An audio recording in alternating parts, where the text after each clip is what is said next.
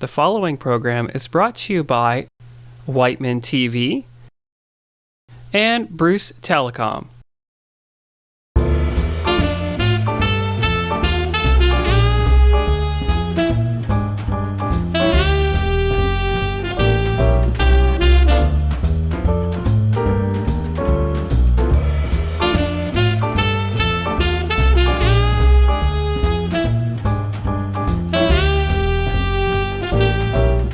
Hi, my name is Sharon Darcy. I'm the General Manager for the North Perth Chamber of Commerce, and I welcome you to this month's edition of What's Happening in North Perth. We've got lots of exciting things happening in Listowel, and we encourage you to go online to www.npchamber.com and check out our list of events. One of the most exciting things that's coming up is something that the Chamber's put together. It's called a yarn bombing event. Maybe you've never heard of it before, but it is exciting. We've put together a video and we'd like you to watch it. And in the video you'll see all kinds of different creations and ideas that somebody can participate in. And we ask all businesses, organizations, or those that just love to knit or crochet. Maybe you have extra yarn at home. Maybe you have blankets and just pieces of yarn that you have created and you look at anymore, you don't want them, you can donate them to us. And we are actually going to totally recreate our community from August 10th to August 20th and make our community look totally yarn bombed. If you have any questions, we would love to hear from you. If you want to get involved, there's registration forms and all kinds of opportunities that you can participate just by going online to npchamber.com and seeing the little yarn bomb graphic. Hit it and you'll go right into the page to get all the answers that you might need. And we totally want you to share this event with others, especially ones that really love this kind of involvement.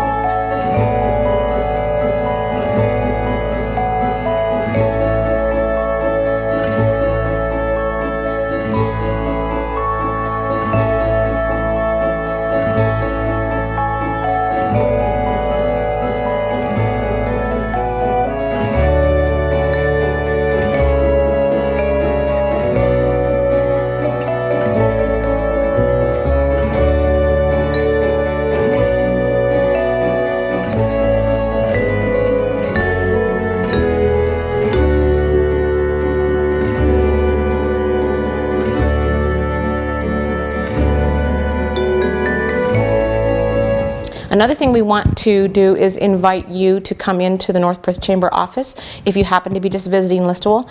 And we have some fantastic books that we are giving to any of our visitors. There's actually 9 participating businesses that you can take this book into, and you have a chance to win 250 Shop Local dollars just by stopping into the store and filling out the ballot and leaving it with them, as well as some of the stores have some great bonuses just for coming in and visiting them. So we encourage you to shop, discover North Perth. Hi, my name is Lisa Schaefer and I'm the Community of Character Coordinator for North Perth. For the summer months we will be celebrating inclusion as our character attribute. This is when you choose to be inclusive. Our character challenge is to choose to include everyone. Take the time to learn and understand the many cultures and backgrounds you're surrounded by every day. Many of our businesses and nonprofit organizations that are part of Community of Character embrace inclusion every day. We can see this in the park programs that North Perth offers, to the library, to the businesses who hire a varied, diverse group of employees. We are very proud of the businesses and organizations that are part of Community of Character. If you're interested in joining us, please check us out on our website at www.communityofcharacter.ca. You can also look for us on Facebook, Twitter, and Instagram. As always, we encourage you to live, work, and play with character.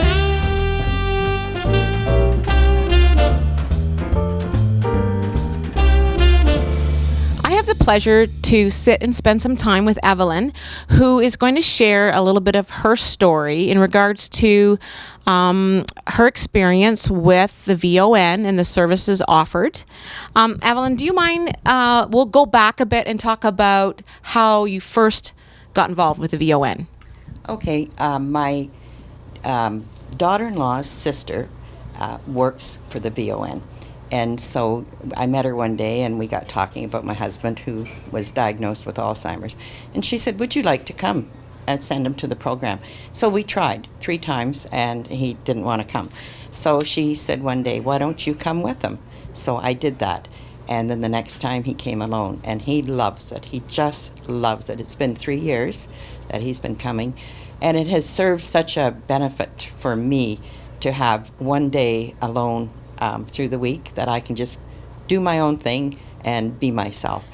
The other days I work out as well, so Take some of the worries and the stresses. it does, and I know he's safe here, and I know that he's meeting other people, and he's doing some exercises, he's interacting with other people, and that is so good, rather than just sitting at home and nobody to talk to. Do you see So- a difference in him when after he Yes. comes home from a program? I do. When he comes home, they always have like a word search or a number game or something. He always brings it home, and he'll bring me one to do. He'll say, "They sent this for you," and he's so excited to show it to me, just like a little 5-year-old. You know, this is what I did at school today, and so he shows it to me, and he's very proud of being able to do that. So And meeting new friends. Yes, yes, and. They cater to him really well here too. They spoil him rotten, but I guess that's part of the program. But I can't say enough for the volunteers here. I find the VON volunteers here are volunteers with commitment. And that's hard to get sometimes. A lot of people just want their name on a volunteer list, but not at VON. They are so good with each one that comes. I've watched them different times, and So you don't get yeah. cancellations or no-shows, or No. that never happens? Well, I don't know if it never happens here, but Yeah, I yeah. don't But think not it with does, your because they've always showed up, and yeah. And the bus comes in the morning to pick him up, and he's there with his little bag, ready to go in the mornings about 8:45, and then they bring him home. They wait until he gets in the house, because I'm not always home, because I'm at work, and they never leave until he's in the house. And actually, like the Meals on Wheels was very beneficial to us as well. I was in the hospital for 6 weeks a year ago, and they came every day and brought Ray his meal. And even one day, after I got home, we still had Meals on Wheels for a while. And one day they forgot his dessert, and he's very big on his desserts. And he was eating, and he said, "Oh, I got no dessert today." He would remember that. And it wasn't too long, there was a knock on the door. They came back, they said, "We forgot to give you dessert." So isn't that how a good is fabulous that? service? Yeah. So it's a very good service. As well as one afternoon a week, there's a gentleman comes and spends time with Ray, one of the VON volunteers. And every Tuesday, he takes him to McDonald's for ice cream, no matter how cold or how hot or how rainy, how whatever. He takes them up for ice cream. He plays puzzles with them or puts them together. Ray does not play games. They put puzzles together. They look at books. They look at photograph albums, which is something where they really like doing. And this man also feeds birds, so he'll take Ray around, drive him around, and take him with him to feed the birds at different places. It's So company as it well is, as yes. for both of them too, Yes, right? yes, it is. And he's just wonderful with Ray. He really is. And Ray looks so forward to him coming. He's disappointed if he can't come for some reason. Isn't that So, fantastic? it is. It's a and for wonderful you, program. like just to Peace of mind. Peace of mind for me. I know that when I'm at work on Tuesdays, he's being looked after as well. So well, you're a that's real good. champion for VON and its services. I am. One, so that you've mentioned that once you retire, you're going to volunteer. Well, I'm not sure I'm going to retire. But I'm just changing my path in life, maybe. Yes. But yes, I would like to volunteer. Yes, I've been a volunteer since 2006, and I would like to carry on doing something different than what I'm doing right now. But still giving back. 'Cause, Oh yeah, yes, same. you get so blessed by doing for others. You really do. Even when I was in the hospital, there was volunteers came in there and did a program every morning. They did a program for everybody on our floor. And I thought it was such a blessing to the patients, and that was something else. I thought, all these volunteers, you just can't say enough about volunteers. They are wonderful people. And when I was there, I tried to volunteer as much as I could too, but I was the one that received the blessing. So there you go. Isn't that wonderful? You get blessed to be a volunteer. Yeah. It Lots makes the of world go benefits. around, doesn't it? It does. It certainly does. Yes, it does. Thank you so much for your time today, Evelyn. Well, thank you, Your story Sharon. was excellent, and I hope it encourages others. I hope so too, because, and don't wait until your spouse or yourself, you feel that you can't take a step like coming to the day program, because it's for everybody, it really is. And I think you'll really find a benefit in coming. That's a very good point, to remind people Yes. that it's not your last step. No, it is not. It's to help along the way, is. right? And now we were talking earlier on, Jay was talking about the exercise program. And where I live, they also have an exercise program through the VON. Oh, yeah. And they also have, I think it's once a month, they have a meal. The VON does a meal on Wednesday. Actually, I think it's today. On Wednesdays, they do that. And that's another thing they do for the community, Yep. that Jay didn't mention. A good reason to that, come but together. Yes, exactly. And anybody in the community can come to these meals. There's a $10, but they play bingo, or they have a special speaker, or they have somebody that sings, or some kind of a musical program, and it's just a great afternoon for people to come together, sponsored by the VON. So they do a lot of good work. Not just nursing. I used to think, too, it was all about nursing. It's not. Yeah. It's about community support. Yeah, they've Big moved and time. shifted the way they need it to, Yeah, right? big time. Excellent. Yeah. Thanks, Evelyn. Thank you, Sharon.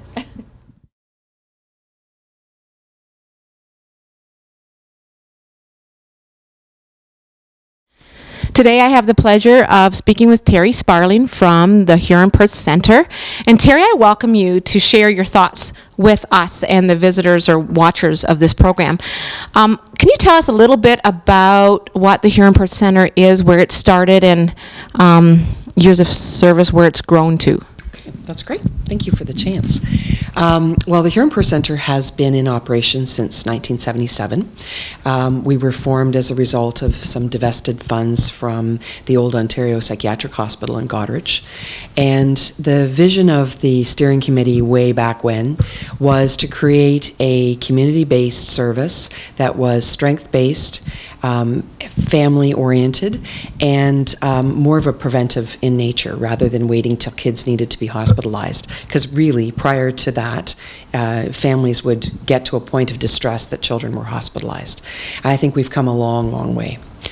So we began in Huron County, and it was the Huron Centre for Children and Youth, and very quickly we were invited to provide service in Perth, and that actually started a long-standing positive relationship with the Perth District Health Unit, because they gave us space. By the early 80s, we had opened the Stratford office, and by mid-80s, we had opened the Listowel office. The Listowel office has moved a couple of times, and our current location is actually beside you. That's right. Yeah. So through the years, the center, first of all, it provides mental health services for kids birth to 18 and their families. So there's always that the file is opened to the child that may be experiencing distress, but we are then providing service within the context of that child and family. So parents are engaged, family members may be engaged to try and resolve concerns. We also have added some youth justice services. We've got a couple of violence against women services in Huron County, and that's allowed us to grow from in the early days, a budget of about $800,000 to now a budget of over about $3 million.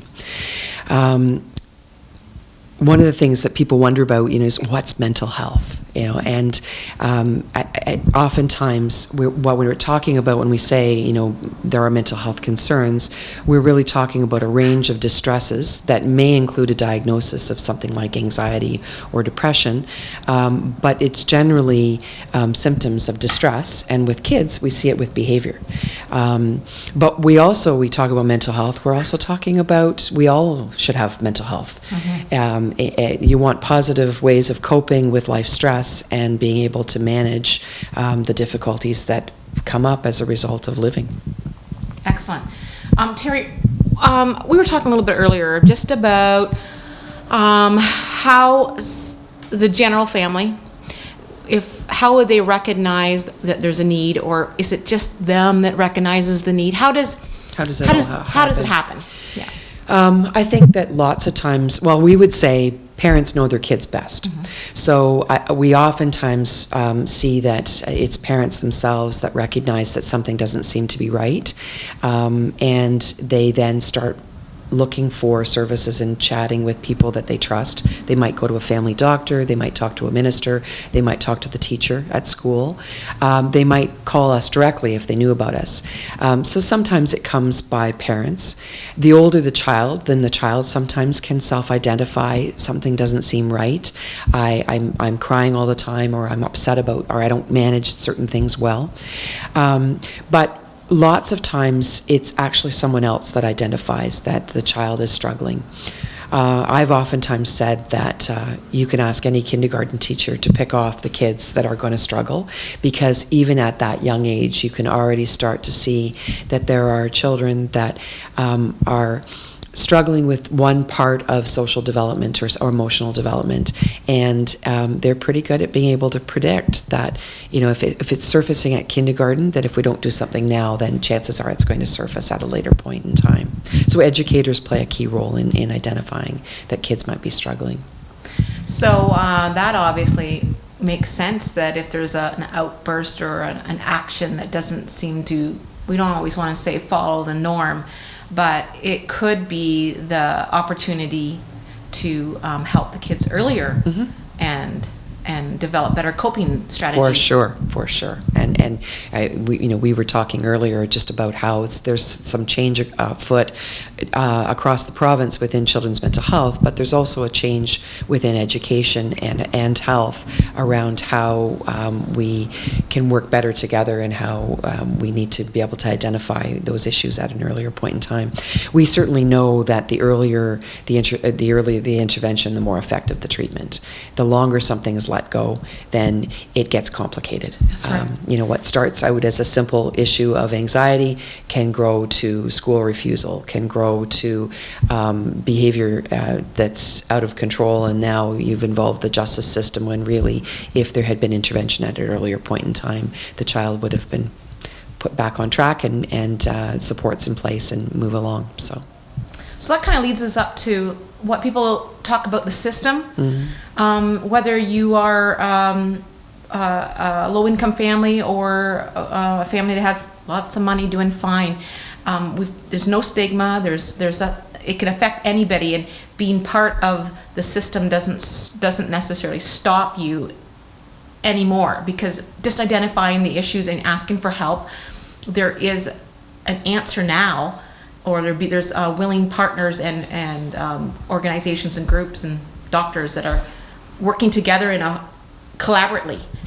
You're picking off a couple of things we talked about, that's for sure. One thing I think I want to say is that mental health issues cross all socioeconomic strata. So you can't say that just poor people experience mental health issues, or it really is something that we see everywhere. The second thing I think I would say is that historically we haven't really acted as a system at all. Agencies have had their little niche market, they've done their little thing, they haven't necessarily connected to others. Families have found it difficult to navigate the system, as if it was a system. It's only been in the last year that the Ministry of Children and Youth Services has set a vision of having a provincial system. Really what we have is a collection of fragmented agencies that all are trying to do good things. So you've got our sector that's actually trying to organize its services in a way that families can find them, but then you've also got other sectors like education and health that are saying none of us can do this alone. Yeah, we good. absolutely need to be able to work together, and that when a child is experiencing distress, and a child or youth with mental health issues needs help, their family shouldn't have to figure out how to get that help. They should be able to go to any part of the system, whether that's education or our system or health, and we should be able, the service provider should be able to help make that system response to a family so that they experience seamless service. That's the vision. We're not there yet, but man, we all get that it's when we work together that we actually make a difference and bring all the pieces together to make a difference for kids and families. That almost sounds relieving, right? Like to know that we're really coming together and moving forward as a community, as a... It is, it's very exciting to be in the work right now. We've been working for a long time that mental health has had such stigma that there has been no public attention to it. So when you called me and offered me the chance to talk about mental health and mental health services, I jumped, because the more that people understand that this is a problem that is experienced by all segments of our society, that any one of us could suffer at any time, that we all deserve to have access to mental health services the same way we deserve access to health services, and that it's when people don't have to face the stigma of asking for help that then services can actually step up and be available to them. And then when you think the changes that are happening within the services, so that we are taking on some of the responsibility to help families get what they need, that takes away a bit of the burden as well. So there's exciting changes afoot, and we're happy to tell people about it. I'm just going to ask you one more question, Terri, about Huron Perth Centre. Because we're really geared towards what's going on in Listowel, not that the Huron part isn't important, but the Perth part of it. How big is the caseloads and stuff going on, like right now? Like, can you foresee, like, it's manageable, everything's happening very well at the intakes? And I'm going to start with... The need is far greater than what our resource level is. So it doesn't matter how you shuffle the deck chairs. If you still need more chairs, you're going to experience some challenges with waiting periods. But one of the changes that's happening across the province is we were given the latitude to reorganize the existing funding that we had to place it where we needed it the most. And that's really helping us put services to more ongoing counseling needs as opposed to tiny little programs, and that will help us create a better response at the front door as well as more resource behind the front door, and so that people, when they need service, we should be able to respond to them fairly quickly, and then if they need ongoing, move them to ongoing service. The issue of caseload is quite a unique question because it depends on the kind of therapy that's being used and the age that you're seeing kids and all of that. So it's a bit of an individual thing, but the key is that being able to reorganize the funding has really allowed us to put more resource to that ongoing counseling that will allow families to be seen for the length of time they need, and then when they're done, move on and free up space for those families that are also needing that service. I think sometimes families have held on to counseling kind of thinking like, I don't want to end because it's been going so well. It's like carrying an umbrella. And what I would say is, I get it. The waiting list has been challenging, but with the system changes, we're very hopeful that people can be put on track, supported to move on with our other partners to keep the progress going and free up space for other people to come in, and then if they need to come back in, they can come back in, and that the flow, the flow can go, and that we can manage so that it's not about caseload, it's about people getting what they need when they need it, and then being able to move on knowing that if they need it again, they can come back. So as a family that's already used your services, and we so couldn't have probably coped ourselves without the services. Is there a way that, or does the agency look out for volunteers, or is there any other ways for the public to say thank you or to come back to provide any assistance, or is it just kind of like a great testimonial to the Testimonials are huge because I think people find it hard to make that first call, and so the fact that people are willing to volunteer that personal information, I think helps reduce stigma. That's gold. Mm-hmm. I mean, what you just offered is a message that gives people permission to say, hey, you know, I can get help too. From time to time, we look for board members, so that would be a place where people can be helpful. We have a fundraiser next week that we're doing in Stratford. It's called the Homegrown Hootenanny, and we have a silent auction, and some listable businesses have been very kind to donate, and that's been lovely. We never turn away gifts of money, but I don't ever want the community to feel like it's all about that. Sometimes it's just about connecting people to create partnerships. We have a fabulous list of partners. Some of them are usual partners, and some of them are quite unusual. And it's quite cool when you can put together people who want to make a difference. Yeah. So I would say if people are concerned about the issue, have them give me a call, and we'll see how we can figure out how they might be able to make a difference. Thank you so much, Terri. I think there's a great learning and understanding to the Huron Perth Center, and we have all the information about you right on our the visual, so that anybody can make calls or relate to the websites and stuff. So We welcome your calls, and we'll try and be as helpful as we can. thank you.